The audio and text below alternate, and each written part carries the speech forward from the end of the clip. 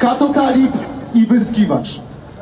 Dobrze czujący się tylko na TikToku, bo poza nim, to sami wiecie. Nie wiem, nie pamiętam, hosting mi wygasł, to był żart wyrwany z kontekstu. Dzisiaj przed wami wyjątkowo prawie trzeźwy. Dajcie mu wielkie brawa! Sławomir Mencen! Cześć, witam Was serdecznie, moi drodzy. Dzisiaj, tak obiecałem, wracamy na nasze rodzime podwórko. I dzisiaj przedstawię Wam, bo zaniedbałem tego jegomościa Mentzena. No, jak wiecie, Mentzen pnie się do góry. Ja Wam powiem tak, niech każdy głosuje sobie na kogo chce. Mamy jakąś tam demokrację. Każdy ma wolny wybór, każdy ma swojego zwolennika czy sympatyka. Nie mam nic do tego, ale powiem tak, muszę powiedzieć, wrzucić swój kamyczek do tego ogródka. Mówi się, że większość starszych ludzi łatwo jest otumanić, ogłupić, że wiele starszych ludzi jest naiwnych. Powiem Wam tak, patrząc na wyborców Mentzena, nie do końca bym się tutaj z tym wszystkim zgodził. Dlaczego? Bo Mentzen wielu młodych ludzi owinął sobie wokół palca. Nie wiem, czy oni są aż tak głupi, czy aż tak naiwni. Nie wiem, nie mi to osądzać, ale sądząc po zachowaniach tych ludzi, po ich znajomości, nie wiem, prawa, polityki, po i samych polityków, można by tu śmiało chyba powiedzieć, że iloraz inteligencji tłumu Mentzena jest równy z IQ najgłupszego z jego przedstawicieli, oczywiście podzielonym przez liczbę uczestników. No i tutaj szanownym wyborcom Mentzena chciałbym bardziej przybliżyć tego osobnika, jego poglądy, jak i jego partii. Ale zacznijmy od głównego bohatera. Sławomir Mencen pochodzi z rodziny niemieckich Żydów z Frankfurtu nad Odrą. Karina Bosak studia na Levin College of Law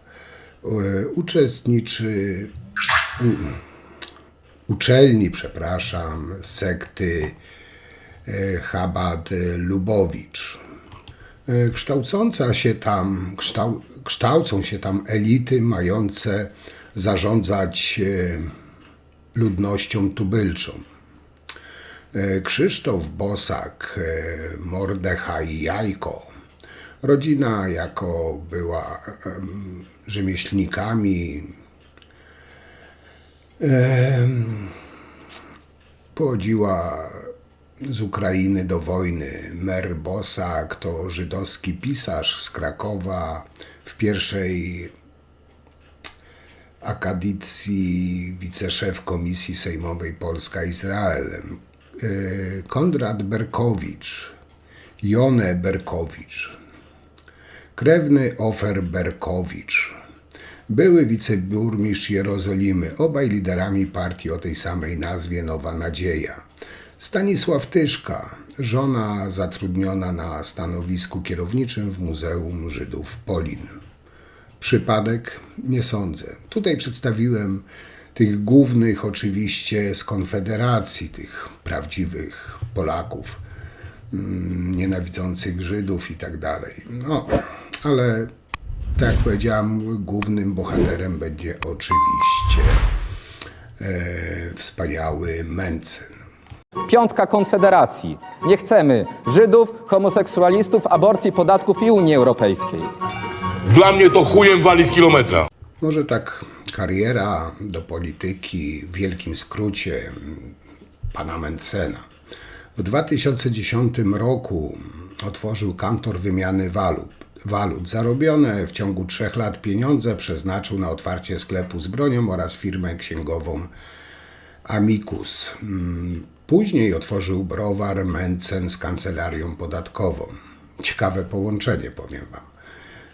Kiedyś o takich mówiono cwaniaki, cinkciarze, teraz to jest kandydat na prezydenta.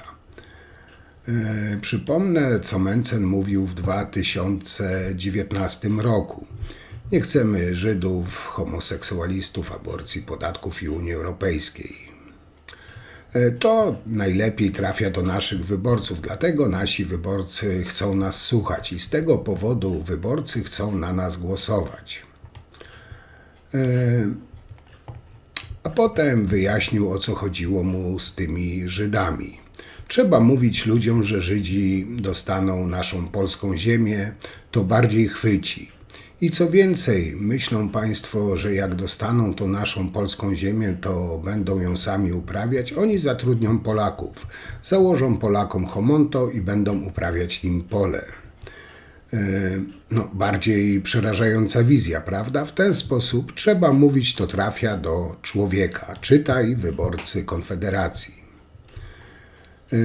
Petru zapytał Mencena w 2023 roku, ja się pana pytam, czy pan się wycofuje z tej tak zwanej piątki. Mencen powiedział, z niczego się nie wycofuje, krzyknął zdenerwowany wyraźnie Mencen. Tak naprawdę Mencen robi młodym ludziom wodę z mózgu, obiecując im gruszki na wierzbie. Nie ma realnych rozwiązań, tylko jakieś mrzonki rodem z baru piwnego. Ucieka przed dziennikarzami, którzy chcą go o cokolwiek zapytać. Któż to taki? Taki karnawałowy właśnie przebieraniec. Za patriotę się przebiera, a chce nas z Unii w łapy Putina wciągnąć, ale ten karnawał, mam nadzieję, po tych wyborach prezydenckich się skończy. Ale dzisiaj właśnie jeszcze przed tymi wyborami chcę odrobinę zdjąć maskę z tej zakłamanej gęby Mencena. Ja nie chowam swoich projektów w szafie, mam tu je ze sobą, pokazałem je w internecie. Pana sztandarowym projektem jest 100 ustaw Mencena. Wszedłem na pana stronę. Większość zakładek nie działa, a widoczna jest jedynie ustawa numer 104. Gdzie są pozostałe 100 lub 103 ustawy? Skoro to pana główny projekt, to czemu strona nie działa? Naprawdę chciałbym rozmawiać o faktach, a nie o czyichś wrażeniach czy też opiniach. To był projekt sprzed 4 lat. Nie byłem autorem większości tych ustaw i wmawianie mi tego jest po prostu ma bardzo luźny związek z rzeczywistością. Skasował pan te ustawy? Bo się pan Pamiętam, nie nam wstydzi? tam hosting wygasł. Nie podjąłem żadnej decyzji w tej sprawie. Po prostu strona nam wygasła, już nie pamiętam. To jest naprawdę prehistoria w tym momencie. Próbuję przebić się do wyborców z przekazem niskich i prostych podatków, natomiast ludzie chcą koniecznie rozmawiać o czymś, co w ogóle nie jest obecne w mojej przekazie. Fakt jest faktem, że Mencen rośnie w siłę. Ostatnie wzrosty poparcia to efekt takiego, można powiedzieć, prostego zabiegu. Mencen mówi o niskich, prostych podatkach i dorzuca do tego nienawiść do emigrantów. Tak buduje swój przekaz. Tylko część wyborców Konfederacji wie, co tak naprawdę kryje się pod tymi hasłami. Czyli żadnych programów socjalnych, minus 800+ do likwidacji, brak zasiłków dla bezrobotnych, stracisz pracę, radź sobie sam, brak gwarantowanych emerytur, kto nie odłoży sam, nie dostanie nic, ZUS do likwidacji, 13, 14 emerytura też, koniec publicznej służby zdrowia, tylko prywatne ubezpieczenia, kogo stać, niech się leczy.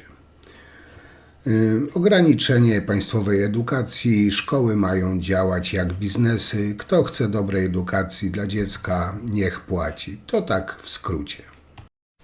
W moim idealnym świecie oczywiście istnieje państwo, które się zajmuje pilnowaniem porządku. Sądy, załóżmy, utrzymuje. Służba zdrowia nie musi być absolutnie państwowa, powinna być prywatna. Co więcej, nie powinna być, uważam, regulowana przez państwo. Mój brat dobre kilkanaście lat temu, jak był u mojej babci na wakacjach, to złamał rękę.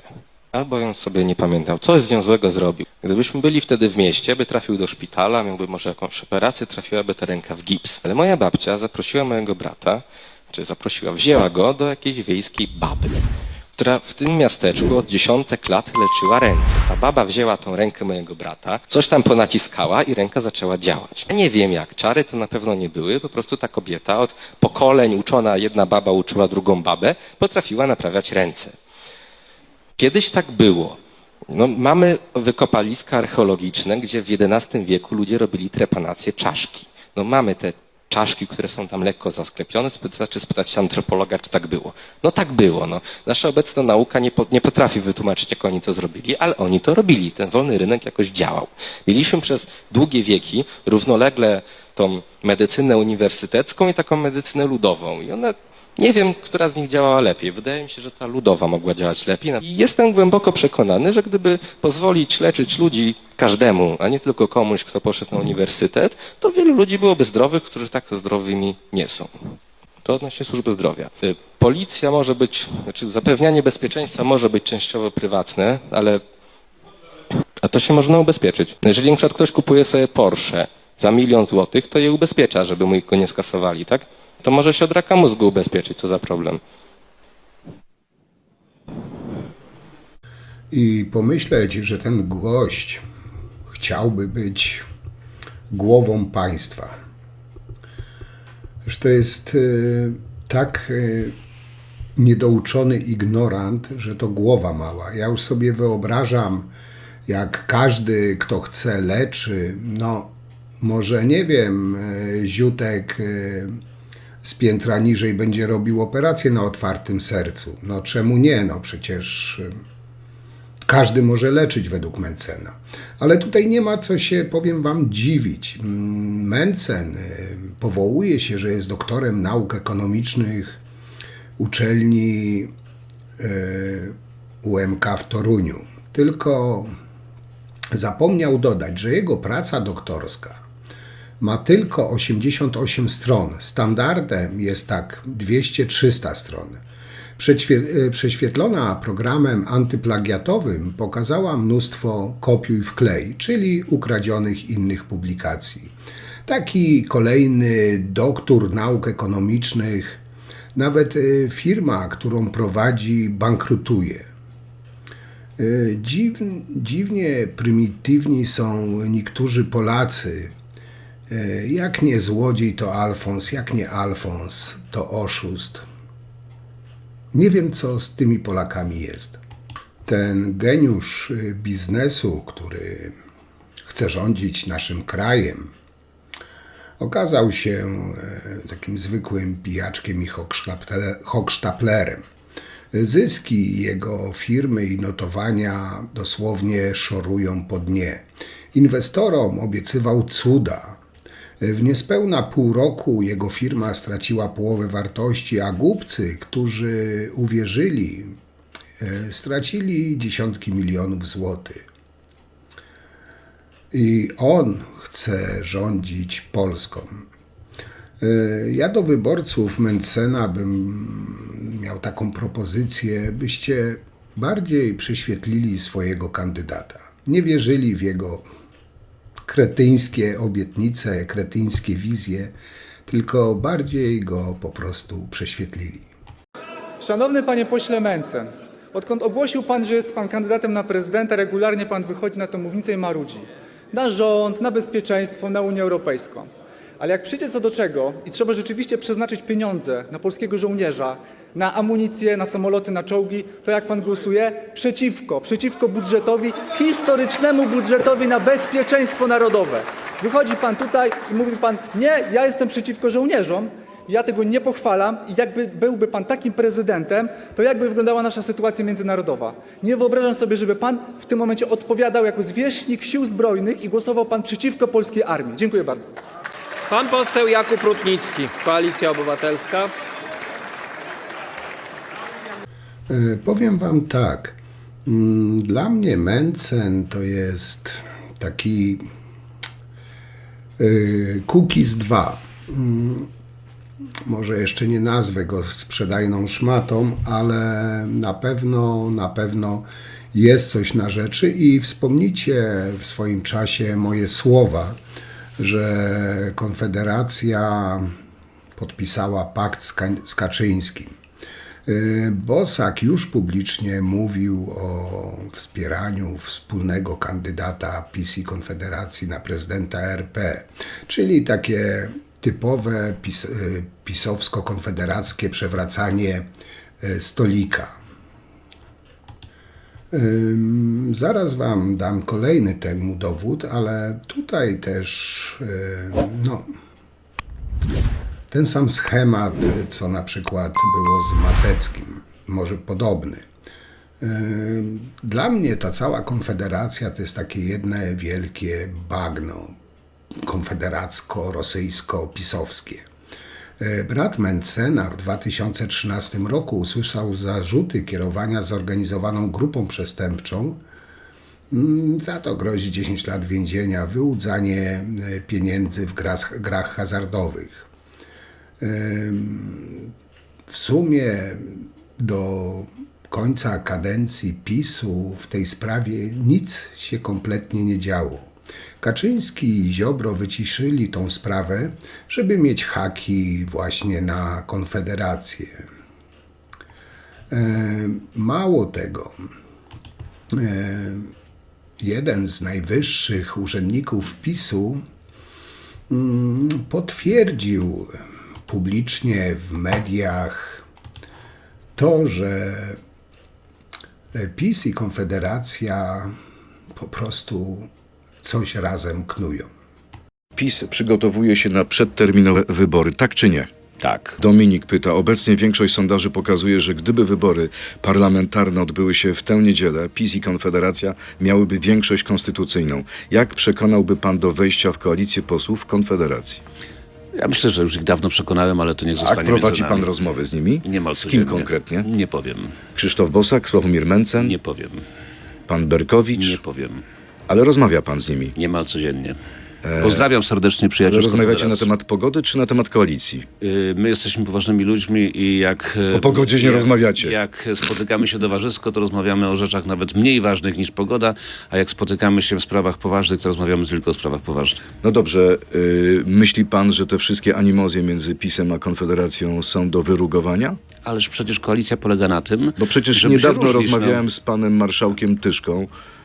Chyba w tym samym programie nawet byliśmy, w śniadaniu, w Polsat News.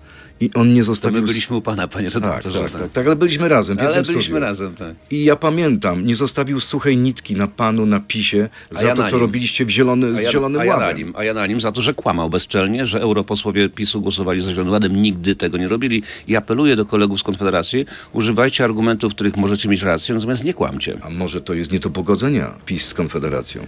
W Jeżeli koalicjach- w tak w koalicjach- ważnych sprawach się tak fundamentalnie Ale różnicie. jak się różnimy? No, czy w sprawach kłamstwa i prawdy? Oni twierdzą, że to wy zawaliliście Zielony Ład.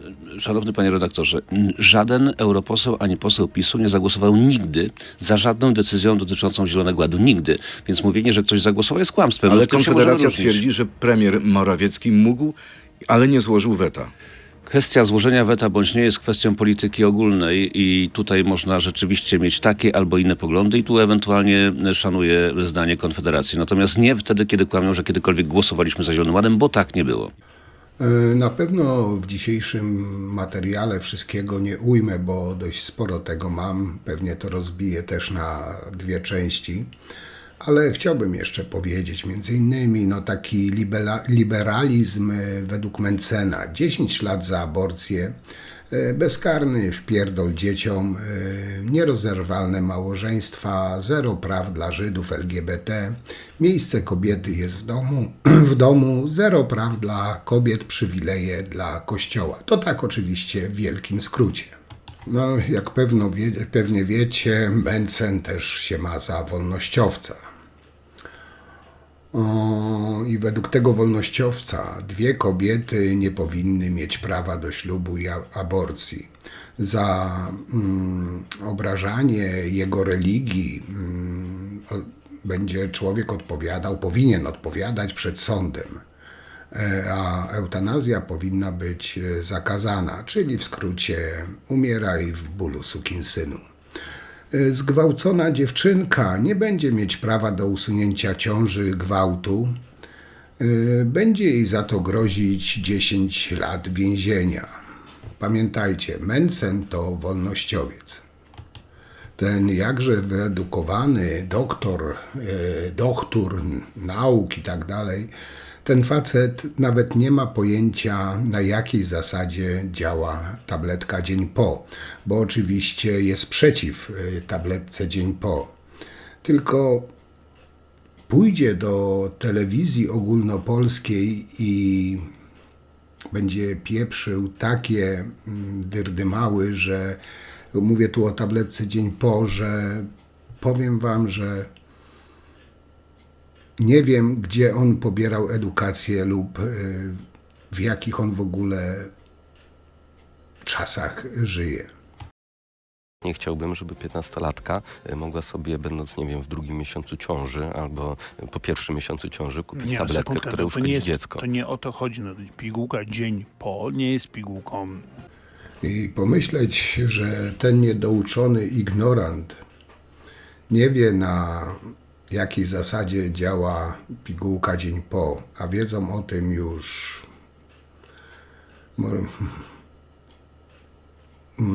młodzież w wieku szkolnym.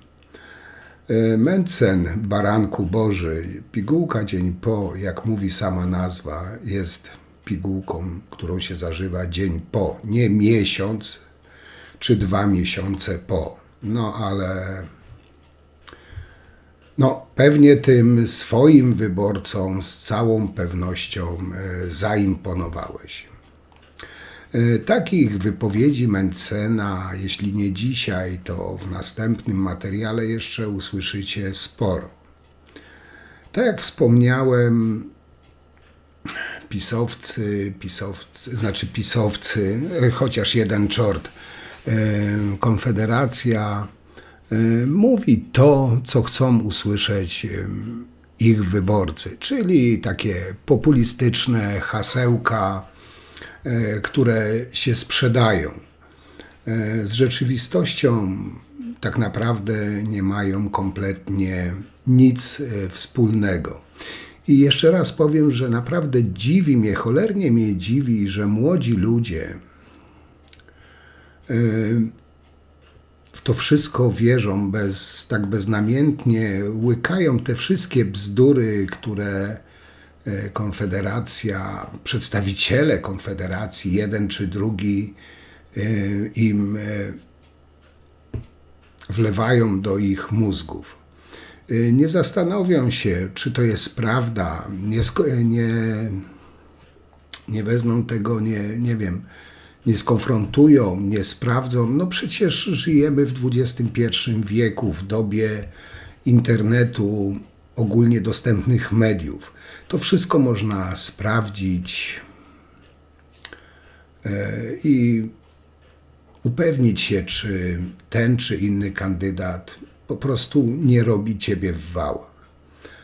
No ale jak świat światem, tak było zawsze, że jak cwaniak trafi na głupca, to po prostu wykorzysta.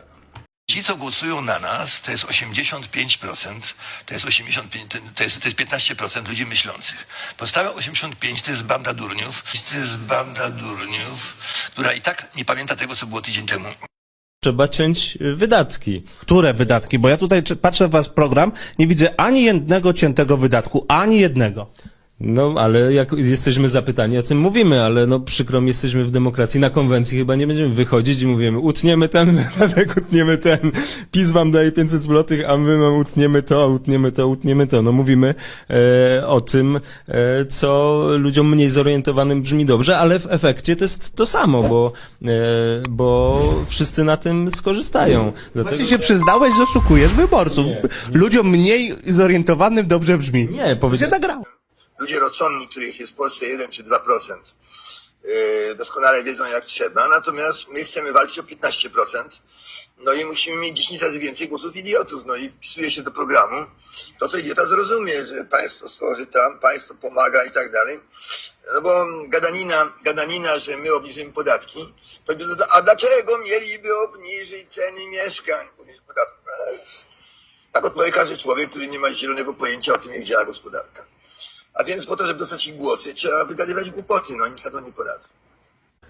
Pewnie też niejednokrotnie już się spotkaliście, jak to Konfederacja, czy nawet pisowcy lansują się jacy to oni patrioci, że oni pierwsi sięgną po broń, jeśli tylko wróg napadnie na naszą ojczyznę. Oni pierwsi będą jej bronić. No, powiem wam, że pełne takie populistyczne hasełka oklepane, to jest wszystko, tak jak mówiłem, jest pod publiczkę. Było, jest i będzie z ich strony. No i tutaj powiem wam tak, ja jestem przekonany, że właśnie czy ci z Konfederacji, czy z PiS-u pierwsi by spieprzali, gdzie pieprz rośnie, gdyby, nie wiem, na przykład Putin zaatakował Polskę. Zresztą Konfederacja to nie jest żadna tajemnica, że oni nienawidzą Unii, ale Rosję kochają. No ale wracając do Mentzena. W pewnym wywiadzie, który wam fragment tutaj przedstawię, dziennikarz zapytał Mentzena, czy w momencie wybuchu wojny poszedłby do wojska i walczył z ruskimi. Mentzen bez wahania odpowiedział, że tak. No ale oczywiście, nie w tej chwili, bo jest posłem, a posłowie nie mogą iść do wojska. Zostawię to bez komentarza. Zresztą posłuchajcie wypowiedzi tego patrioty, który pierwszy by szedł na linię frontu. I jeszcze jedno. Obyście nigdy z tego człowieka nie brali przykładu. Pan by poszedł na front? Tak realnie, serio. Odpowiadam panu tak realnie, jak tylko się da. Całe życie byłem absolutnie przekonany, że jak tylko pojawi się taki problem, to momentalnie pierwszego dnia zaciągam się tam, gdzie trzeba się zaciągnąć, do jakiegoś punktu werbunkowego. A few moments later. Że jest to niemożliwe, bo jestem posłem i posłowie w trakcie wojny nie mogą służyć w armii, więc w tym momencie prawdopodobnie bym nie mógł. Mógłbym się zrzec mandat.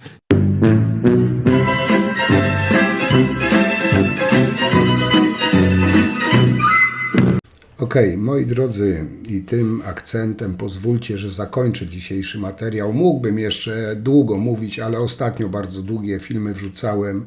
Dam wam odetchnąć.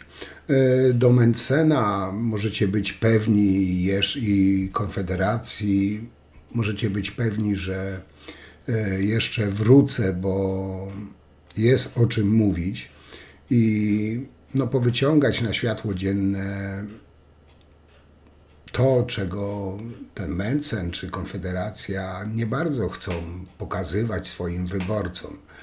Tak jak mówiłem, im zależy tylko i wyłącznie na ogłupianiu swoich wyborców i tak jak mówiłem już niejednokrotnie, niech każdy głosuje na kogo chce, każdy ma wolny wybór, tylko niech to robi świadomie, a nie bezwolnie jak kukiełki, jak marionetki. W każdej partii do kogoś można się przyczepić. Do Trzaskowskiego można się przyczepić, do Alfonsa Nawrockiego można się przyczepić, do Mentzena można, do każdego. Nie ma kryształowego polityka, ale tacy jak Mentzen, Nawrocki to już w ogóle jest mistrzostwo świata. To trzeba pokazywać. O Nawrockim też pewnie będę jeszcze niejednokrotnie mówił. Także, moi drodzy konfederaci, wyborcy, sympatycy Konfederacji, jeśli wam to nie przeszkadza, że tak was robią w wała, nawet zaproście sąsiadkę do głosowania na Mentzena. macie do tego prawo, tak jak każdy inny Polak ma prawo do głosowania na kogo tylko chce z kandydatów. I chyba tyle. No, nie będę tutaj się zbytnio rozwodził, tak powiedziałem, nie chcę was maltretować długimi filmami jeden po drugim. Myślę, że ten dzisiejszy tak na razie starczy. Na pewno w następnym materiale będzie ciąg dalszy, tak żeby wyczerpać ten temat Mentzena póki co. No a dzisiaj oczywiście zapraszam do komentowania, subowania. Oczywiście za komentarze też bardzo dziękuję. W Sucharze Dnia może też wrzucę jakąś modlitwę, bo skoro się już tak modlimy od paru dni, to wrzucę też jakąś modlitwę, żeby się pomodlić na przykład za wyborców Konfederacji. Myślę, że to taki ładny gest z mojej strony. Także na dzisiaj to tyle. Bardzo wam dziękuję. No i cóż, do zobaczenia przy następnym materiale. Trzymajcie się. Cześć.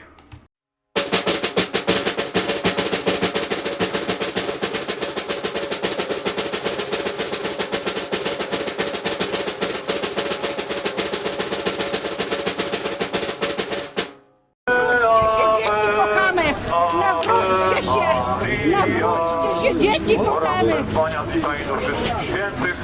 Tutaj mamy bliźniaczą restaurację, która szydzi z Matki Bożej. Czcimy Boga i Maryję! Szanuj wiarę katolicką! Abyś nieprzyjaciół Kościoła Świętego pokorzyć raczył. Ciebie prosimy, wysłuchaj nas, Panie! Broni się LGBT, nie można powiedzieć, skrytykować nawet LGBT, a jak katolików to krytykować można cały czas. Babo piekielna, wstydzisz się swojej twarzy? Pani twierdzi, że tu nie dzieje się nic strasznego. A jak myśli, czy pani babcia jeszcze żyje?